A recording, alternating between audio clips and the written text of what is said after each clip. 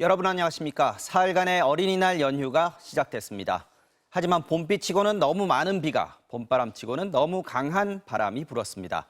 그래서 하늘길도 바닷길도 모두 막혔는데 특히 어린이날 연휴를 기대했던 제주는 사실상 고립됐습니다. 오늘 비, 바람 상황 어떤지 먼저 제주로 가보겠습니다. 이소현 기자입니다. 강한 빗줄기가 쏟아지는 제주공항. 휘몰아치는 바람을 뚫고 비행기가 서서히 고도를 낮춥니다. 날개와 동체는 심하게 흔들립니다. 마치 바다에 내려앉는 것처럼 물살을 가르며 활주로를 미끄러집니다. 제주공항 상공 1.4km 고도에서 순간 최대 풍속 초속 20에서 25m의 매우 강한 바람이 불면서 항공기 이착륙에 어려움을 겪었습니다. 어제부터 오늘 오전까지 사실상 폐쇄됐던 제주공항 활주로는 오후 들어서야 조금씩 가동되기 시작했습니다. 강풍과 급변풍특보로 어제와 오늘 400여 편의 항공기가 오도 가도 못했고 33개 학교 수학여행단 6,000명을 포함해 관광객 2만여 명이 제주를 떠나지 못하면서 공항은 하루 종일 사람들로 가득했습니다.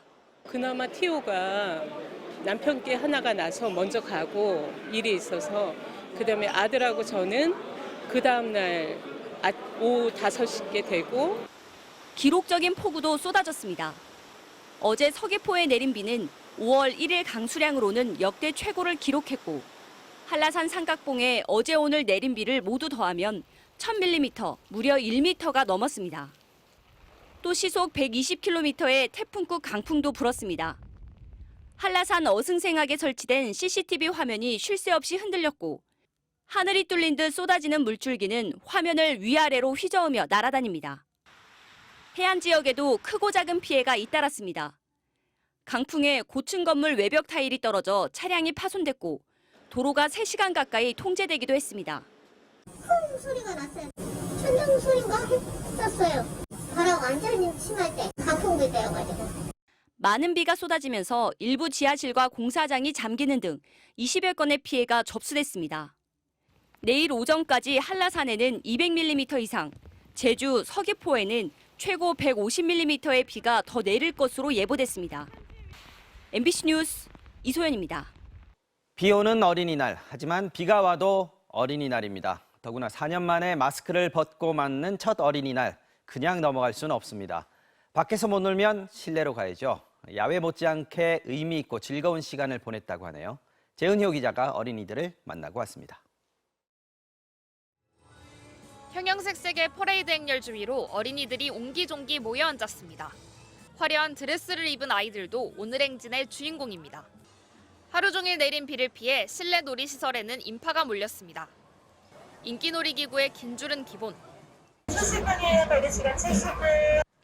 그래도 아이들 얼굴에는 웃음이 가시지 않습니다.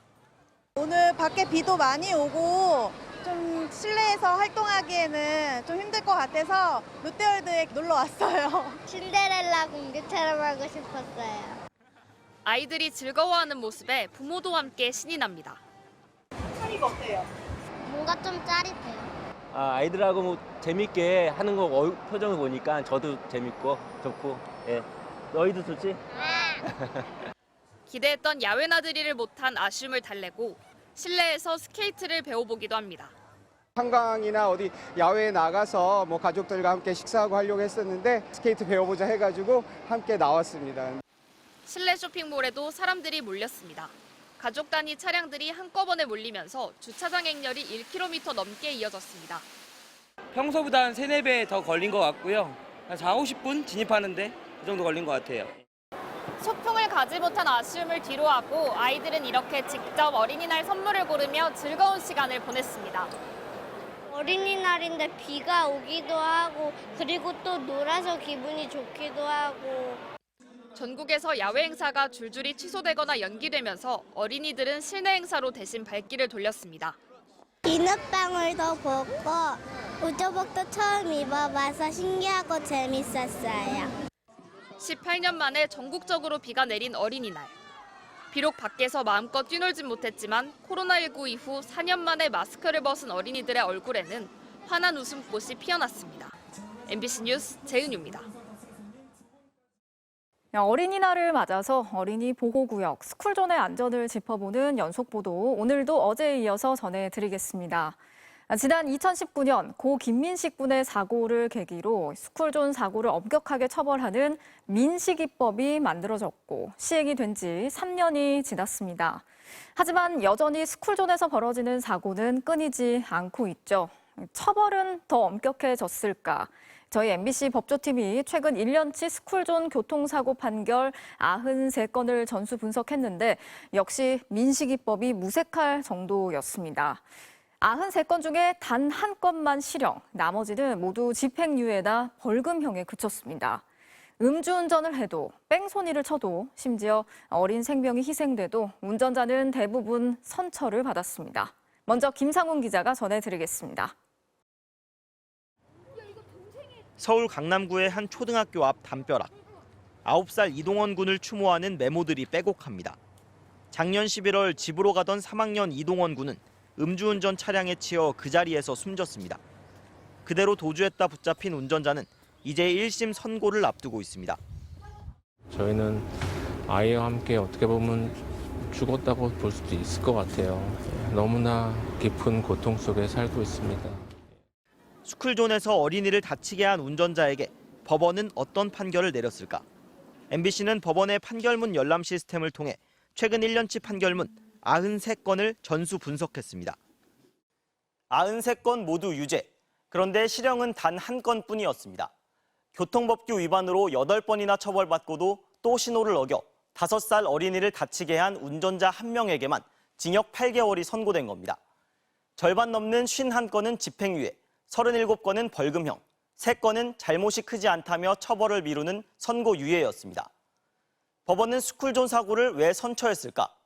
피해자와 합의했다는 이유가 61건, 초범 또는 동종 전과가 없다, 50건, 두 이유가 대부분이었습니다. 그렇다면 교통법규를 위반한 운전자는 엄하게 처벌했을까? 그조차도 아니었습니다.